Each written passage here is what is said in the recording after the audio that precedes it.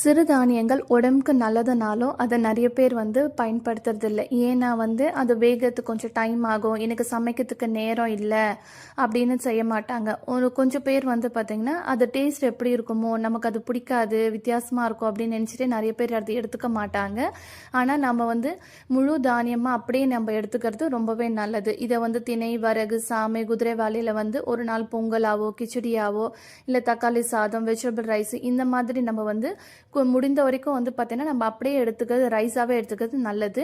அப்படி எடுத்துக்க முடியல, ஒரு ஒர்க்கிங் பீப்புளாக இருக்காங்க, இல்லை பேச்சுலர்ஸாக இருக்கிறாங்கன்னா அவங்களால எடுத்துக்க முடியாதவங்களுக்கு நாம் சிறுதானிய தோசை மாவு நம்ம ரெடி பண்ணியிருக்கோங்க. நிறைய பேர் இந்த ரைஸ் எல்லாம் எனக்கு செஞ்சு சாப்பிட்றதுக்கே எனக்கு கொஞ்சம் டைம் ஆகுது, அதனால் என்னால் எடுத்துக்க முடியல தொடர்ந்து, அதனால் சிறுதானிய தோசை மாவாக பண்ணி கொடுக்க முடியுமா அப்படின்னு கேட்டாங்க. ஸோ அதனால் நாம் இப்போ நம்முடைய மகிழமில் சிறுதானிய தோசை மாவாவை செஞ்சு தரோங்க.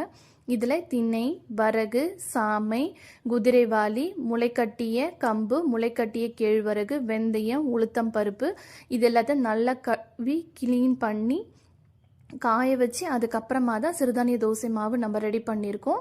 இதை நீங்கள் முன்னாடி நாளே பார்த்தீங்கன்னா நைட்டே கொஞ்சம் உப்பு போட்டு தண்ணி ஊற்றி தேவையான அளவுக்கு கரைச்சி வச்சு புளிக்க வச்சு மறுநாள் நீங்கள் தோசையாக ஊற்றலாம்.